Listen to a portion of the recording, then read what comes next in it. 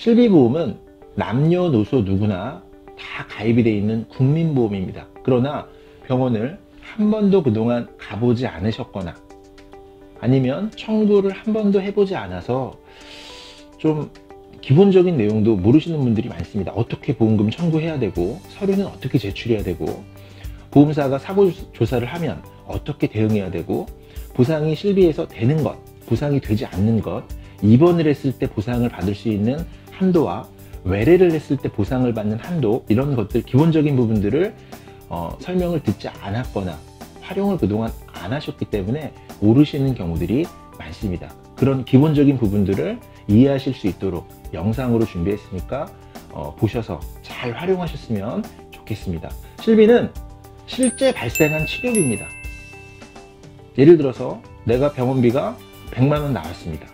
그리고 치료하는 기간 동안 일을 하지 못해서 200만 원의 손해를 봤습니다. 그런다 그래서 일을 하지 못한 기간의 생활비라든가 아니면 어떤 부가적인 그런 손실에까지 보상해 드리는 건 아니라 실제 병원에 가서 발생한 치료비만큼만 보상해 드리는 건데 영수증을 보시면 1번, 2번은 급여 항목입니다. 급여 항목에서는 공단 부담액을 뺀 본인 부담액에 대해서 보상해 드립니다.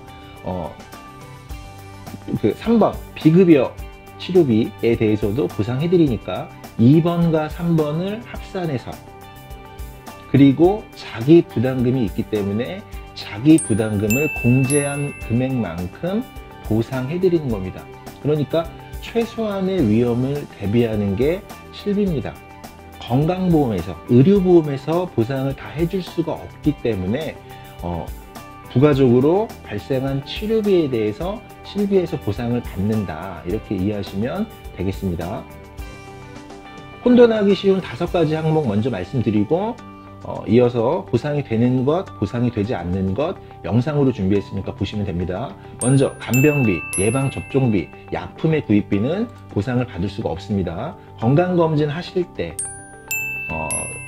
치료 목적이 아닌 단순 건강검진, 이런 것들은 보상을 받을 수가 없습니다. 다만 예를 들어 갑상선 결절이 있어서 의사의 소견에 따라 추가적인 검사를 해야 된다, 이런 것들은 보험금 청구가 가능하니까 추가 검사 비용은 보험금 청구를 하시면 됩니다. 그리고 쌍꺼풀 수술, 미용이나 성형이나 이런 목적은 보상 자체를 받을 수가 없습니다.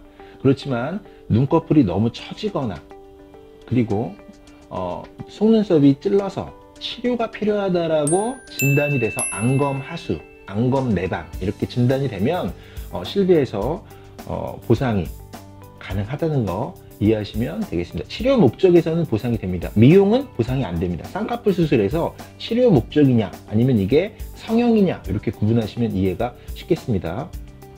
치과 치료, 한방, 항문 치료, 뭐 치질 수술 이런 거 많이 하시는데 이런 것들도 급여 항목만큼은 보험금 청구가 가능한 거 알고 계셨으면 좋겠습니다. 임신, 출산, 비만, 유실금 뭐 이런 부분들은 보상해서 안 됩니다. 아예. 그렇지만 많은 분들이 착각하시는 게 임신하거나 출산하거나 제왕절개도 하시고 뭐 소파술도 하시고 뭐 요실금 같은 것도 50대 넘어가시면 많이 하시는데 아예 보험이 안 된다, 이렇게 알고 계신 분들이 많습니다.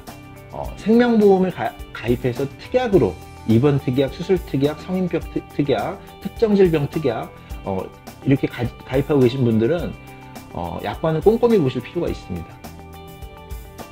보상이 무조건 안 된다, 이런 건 아니라는 거 말씀드립니다.